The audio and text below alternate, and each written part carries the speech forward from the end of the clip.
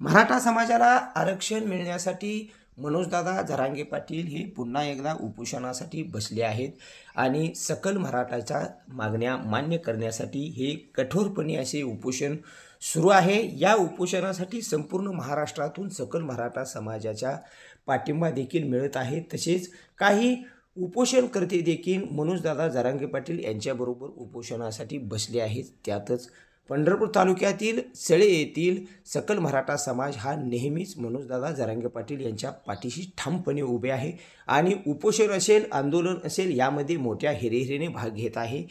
पंढरपूर तालुक्यातील सेळे येथील युवराज गायकवाड, किसन पाटील, पांडू खिलारे तसेच कांतीलाल मोरे हे देखील या उपोषणामध्ये सहभागी आहेत आणि उपोषणाची धग आता मात्र संपूर्ण महाराष्ट्रामध्ये पोहोचत आहे।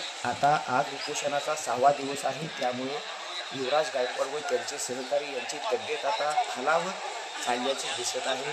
आज त्यांची तपासणी करताना देखील डॉक्टर आपल्याला दिसत आहेत। तसेच सेळे येथील काही सकल मराठा समाजातील कार्यकर्ते देखील त्यांना भेट देण्यासाठी अंतरवाली सराटी येथे गेले आहेत।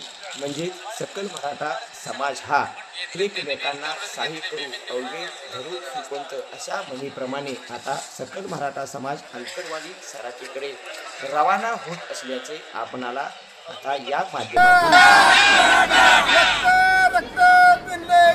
जय जिजाऊ जय शिवराय, रक्त रक्त पिल्लेकर.